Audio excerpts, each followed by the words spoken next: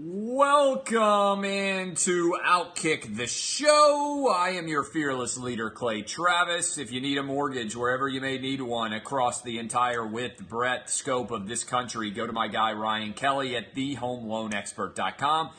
Tell him Clay Travis sent you. Get a free year's VIP and a free autographed book of my new book, Republicans Buy Sneakers Too. I appreciate all of you for buying these. The book's officially been out a week, and it is dominating across the country. We've had to go back to publishers twice for new printings. I thought this was a little bit interesting.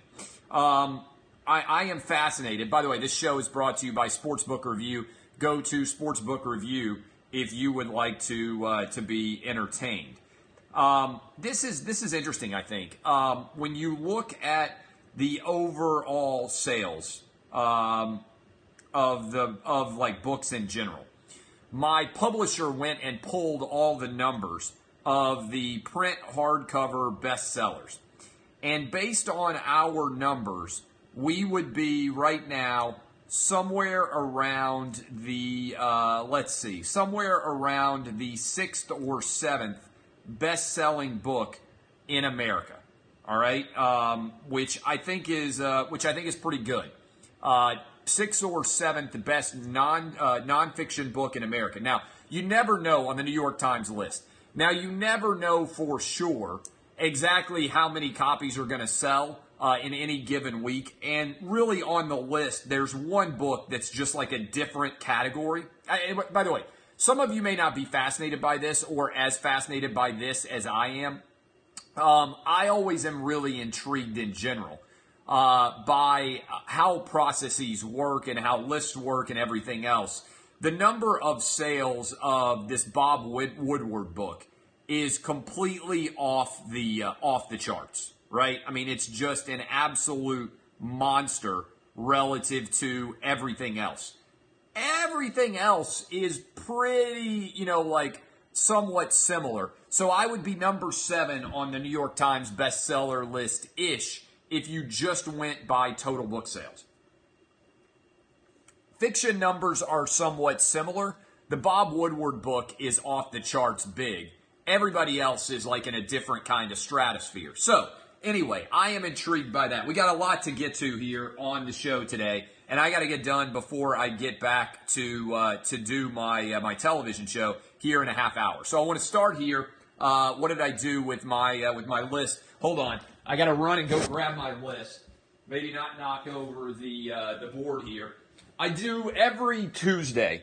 I do a top 5, bottom 5 of the overall NFL. Every Tuesday, Monday Night Football is done. Let's start with Mahomes. Pat Mahomes was flat out unbelievable last night. He is now 5-0 as a starter. Here's what I would say about Pat Mahomes in general. There are a lot of people out there who are going to buy into brand new quarterbacks and believe that they are unstoppable. I always say tap the brakes on first-year quarterbacks because I think what happens is this. NFL defenses throw the kitchen sink at young quarterbacks, and they try to figure out what is required in order to make them not work. And early on, there's not much tape on them. So they do very basic stuff defensively, or they throw everything at them.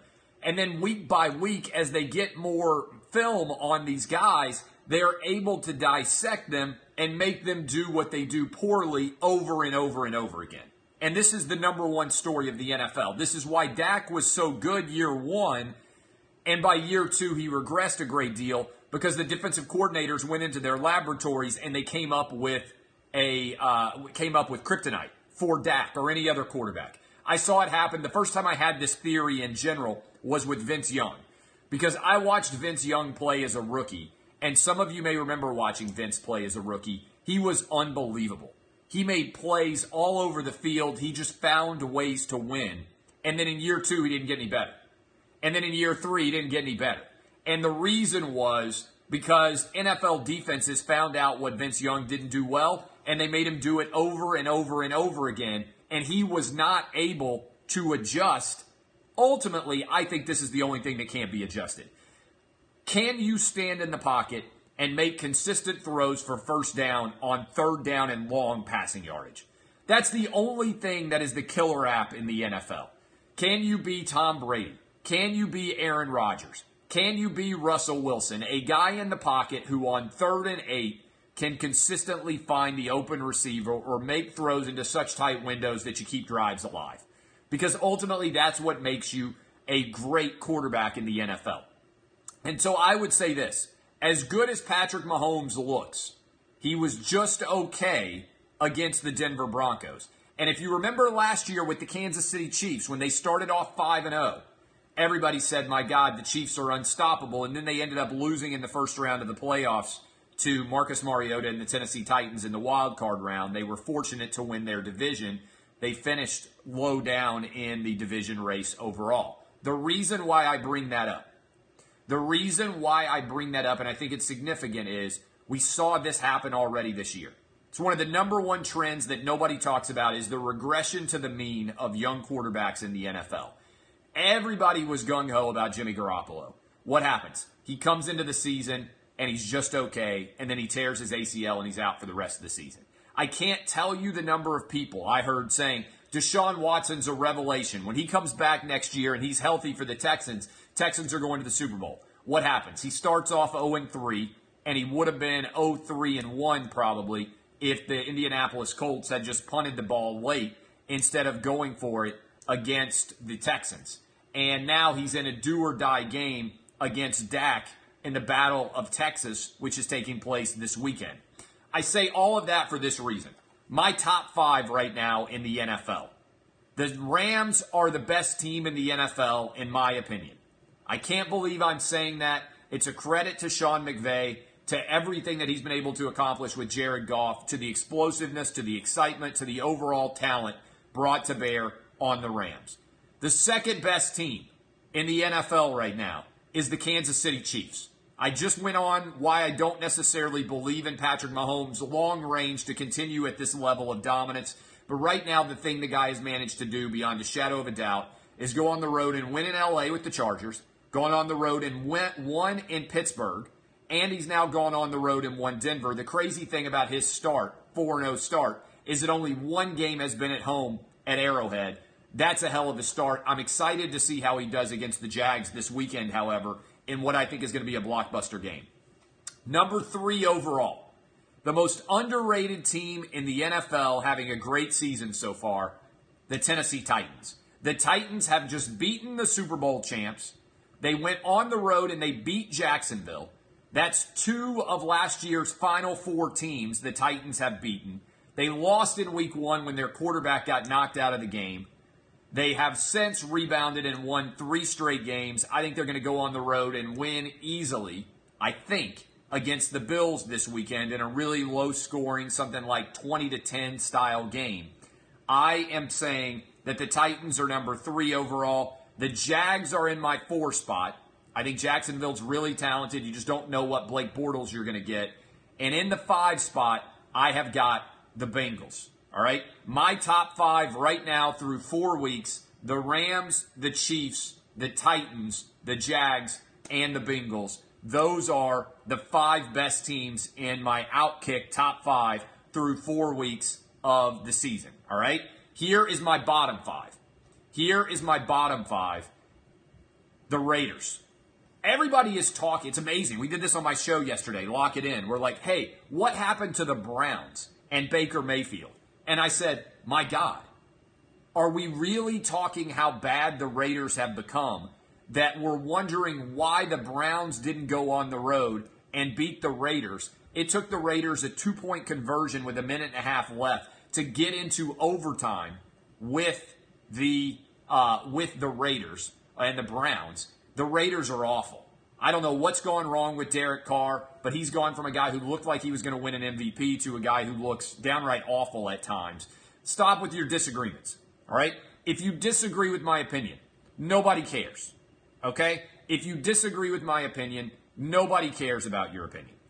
The Saints lost at home and gave up 48 points to the Tampa Bay Buccaneers.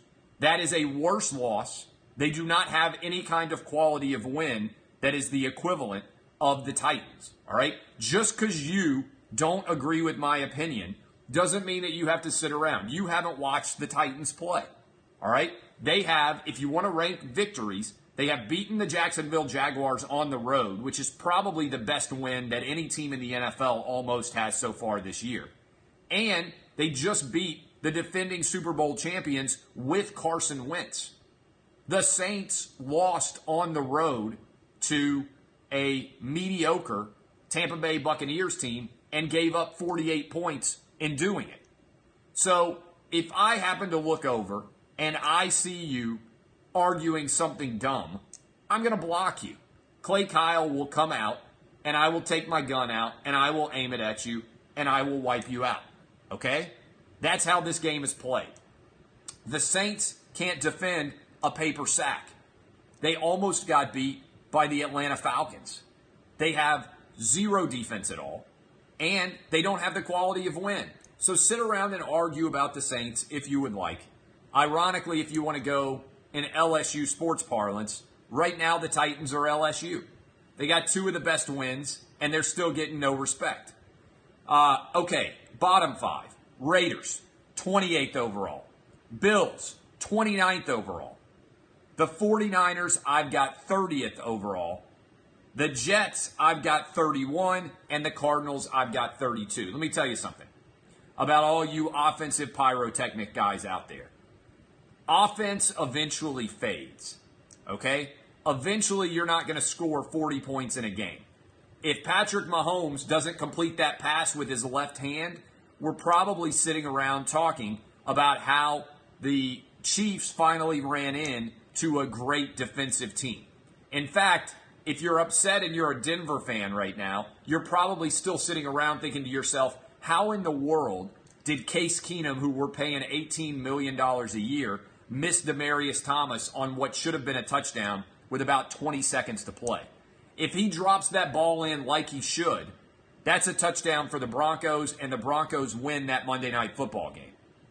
That is what should have happened if he had dropped the ball in there. That's what an $18 million a year quarterback should do. So, my top five, for all you triggered losers out there: the Rams, the Chiefs, the Titans, the Jags, and the Bengals. My bottom five, the Raiders, the Bills, the 49ers, the Jets, and the Cardinals, are the worst team in the NFL. Now, odds are out on whether or not teams are going to make the playoffs. And if you wonder about what my numbers suggest, this is an amazing number. Right now, the Rams, this is crazy. Are you ready? Right now, the Rams are minus 3,500 to make the playoffs. You want to talk about a wild line. How big of a favorite right now in the NFC West are the Rams? They are minus 3,500 to make the playoffs. Next most likely teams to make the playoffs: Kansas City and New England are minus 700. Then Baltimore, who's played very well, minus 220. New Orleans is minus 200. Chicago and Jacksonville are minus 175. The Bengals are minus 160. The Titans and the Dolphins are minus 145. These are your chances to make the playoffs through 4 weeks. The Eagles are minus 135. The Carolina Panthers minus 130. Green Bay minus 105. 1, 2, 3, 4, 5, 6, 7, 8, 9, 10, 11, 12. That's 13 teams that are all 50% or better to make the playoffs, followed by the Dallas Cowboys at plus 150, which I think speaks to how bad the NFC East is. The Chargers at plus 155, Washington at plus 175. Those are all the odds out there right now. So you can grab all those. You can consider them. That's an intriguing list of teams to potentially make the playoffs. All right, I don't even see the Arizona Cardinals on here. I'm guessing they are plus infinity. But that's the latest odds right now on who is going to be making the playoffs. All right. I want to talk about Kavanaugh again. Any questions about the NFL in general before I get into the latest on Brett Kavanaugh? To me, this Brett Kavanaugh story continues to get more and more ridiculous. Okay, Brett Kavanaugh. The latest from the New York Times, and I can't believe this is real life. They had a front page story on their website alleging, be ready for this, that in 1985, he threw a piece of ice when he was a junior in college at somebody else who was inside of a Yale area bar. A front page article on Brett Kavanaugh now that alleging that in 1985, 33 years ago, he threw a piece of ice at somebody else in a bar, in a college bar. I read this and I'm like, my God, we have reached a post-satire America when we are so aggressively examining the background of a Supreme Court judicial nominee that there is an investigation and article about him throwing a piece of ice 33 years ago. Now, let's be honest. It was the perfect crime because the ice melted before he could be fingerprinted. He denies having thrown the piece of ice at someone else in the bar, but that is a real story that is being written that is beyond insane. Let me tell you this right now. I want you to listen closely. Brett Kavanaugh is going to be confirmed. And if he is not confirmed, it is the worst thing that has happened to Democrats, maybe in the last 15 years when it comes to their chances to win Senate seats. Because if he is voted down, I believe there are a lot of people like me who watched that hearing and decided while watching it, I am not going to vote for a Democratic Senate nominee in any way to encourage the behavior that I saw in that hearing. There are all sorts of reasons you cannot want to support Donald Trump's Supreme Court nominee, regardless of who it is, Brett Kavanaugh in this particular situation. Reading through his yearbook to quiz him about the senior superlatives in there, I'm sorry, it isn't one of them. Investigating a 33-year-old allegation that he threw a piece of ice at another student in a campus bar, I'm sorry, it's not one of them. What is going to happen is lots of reasonable people like me who are 100% going to vote and not particularly aggressively committed to any one side are going to say, I don't want the Supreme Court Justice of the United States to be questioned about beer drinking when he has been a member of the D.C. Circuit Court for 12 years and had zero issues with his professional behavior. This guy is eminently qualified to be a Supreme Court Justice. If you don't want him to be a Supreme Court Justice, vote against him. Don't claim it's because in 1985 he threw a piece of ice at somebody, or because in 1982 some girl who can't remember any facts deserves to be believed because she made an allegation that makes it more likely that he could not get votes. I'm sorry, I'm going to have to block this guy. He has not lied. You are allowing your ridiculous biases to govern your opinions. I am telling you this right now. If Kavanaugh gets voted down, West Virginia, Tennessee, Missouri, Texas to the extent it's competitive, Montana, Indiana, all of those states, North Dakota, they are going to all come in and they are going to make a substantial difference in the Senate. People are not very smart. I told you this last week. One of the reasons why I make the living doing what I do is because most people in media look at where the puck is. If you're on the ice skating rink, they play the puck where it is. Intelligent people don't play the puck where it is, as Wayne Gretzky said. You play the puck where it's going to end up. I am telling you right now, the worst thing that can happen to Democrats, given where the battleground is in 2018, the House is not a real battleground. It doesn't matter that much when it comes to any kind of judicial decision-making. The Senate is a 6-year term. The senators that are elected in 2018 will be serving all the way through, potentially, Donald Trump's entire tenure. And the Republicans are going to pick up seats. And if Brett Kavanaugh is voted down, the Republicans are going to pick up even more seats because lots of reasonable people like me are going to go out and we're going to vote for the Republican Party. I have already decided that unless Phil Bredesen comes out in support of Brett Kavanaugh's nomination, in Tennessee, for instance, where I live, I'm going to vote for Marsha Blackburn. Not because I agree with her on everything, but because I can't reward in any way the behavior of the Senate Democrats. Now, I'm going to vote for the governor from the state of Tennessee, Carl Dean, in our election. We have a governor race up and a Senate race up because he was one of my professors and because I like him and have a good relationship with him. Hold on a sec. But I'm not going to reward the behavior in the Senate.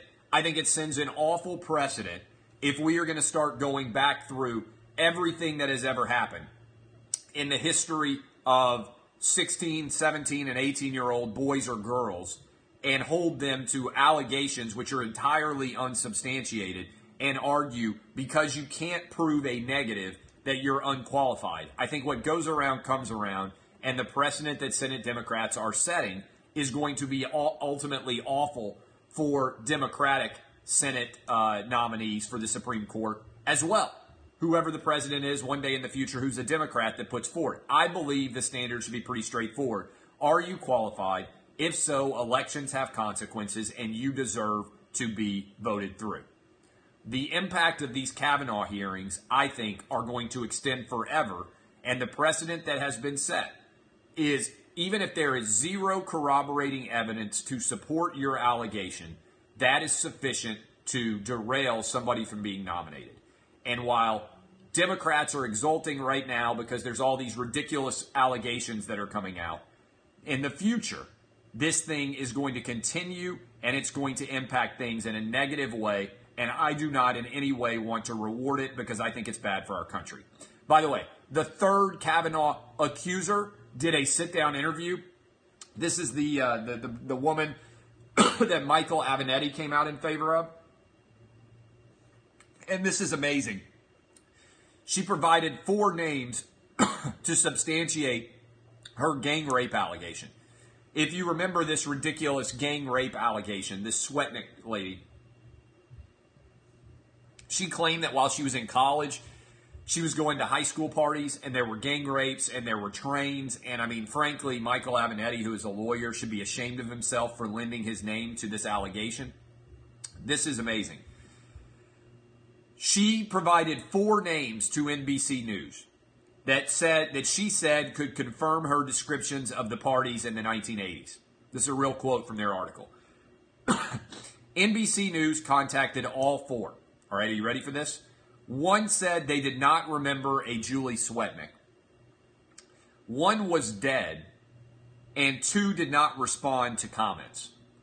If you give somebody 4 names to substantiate your outlandish gang rape allegations, which have no basis in fact whatsoever, these are the 4 people who are most likely to be able to recall the allegations that you are putting forth.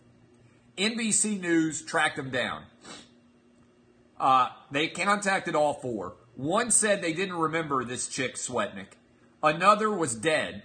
This is like in Major League. One of these guys is dead. Well, cross him off. Remember Major League when they're talking about the team? And 2 did not respond. This also is the same kind of situation as Dr. Ford, by the way, who has continued to assert her allegations against Kavanaugh, despite the fact that her best friend from high school and 2 other witnesses have all said that there's no truth to it at all. So when you actually look at all these evidentiary bases that are out there to analyze them, the prosecutor who came in and asked questions last week at the Senate Judiciary Committee has said what I've been saying for a long time. There's no way any reasonable prosecutor would have ever brought charges against Brett Kavanaugh, either in 1982 or in 2018, because there's no evidence to support it at all of a corroborating basis. And a lot of people want to say, well, what about the lie detector test? And I think this is important to say about lie detector tests. Let me give you an analogy. A couple of years ago, I wrote about a ghost that I believe I saw in Michigan. A couple of years ago, I wrote about a ghost that I saw in Michigan. I believe that I saw a ghost in Michigan. There is no other corroborating evidence to support my eyewitness belief that I saw a ghost in Michigan. So as a result, okay, As a result, if I got tied down to a lie detector test, if I got strapped in for a lie detector test, I would pass the lie detector test because I believe my story. It doesn't mean that I pass that lie detector test that ghosts are real. And this is an important distinction I keep coming back to because so many people are dumb when it comes to lie detector tests. There is a difference between passing a lie detector test, which merely shows that you believe what you are saying, okay? And we can get into why they're not admissible anyway in federal court because they're unreliable. But even accepting the truth of that lie detector test, if you are there and you testify that you believe something, that is just you telling your truth. It doesn't confirm the underlying story as being true. And my ghost example is a great one. I would pass a lie detector test because I believe I saw a ghost. It doesn't mean that ghosts are real, okay? That is a big distinction that most people are missing. There is no corroborating evidence here other than her story, and historically, the most unreliable evidence at all is eyewitness testimony, okay? Here's the other thing I would say. So the third person has no evidence to corroborate any of her story. And in fact, everybody that's been asked doesn't corroborate it. The first person doesn't have any evidence to corroborate any of her story. The second person doesn't have any evidence either. And all she's alleged is that he pulled his dick out during a college drinking party. Let me ask you this question.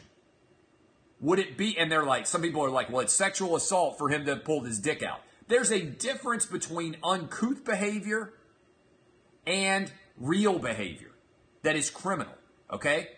Would it be criminal behavior if instead of a guy pulling his dick out, which he denies, by the way, a girl had bared her breasts and rubbed them in a guy's face? That's actual physical contact. Would any jury in America convict a college girl who at a drinking party got wasted and pulled her top up and put her boobs in a guy's face?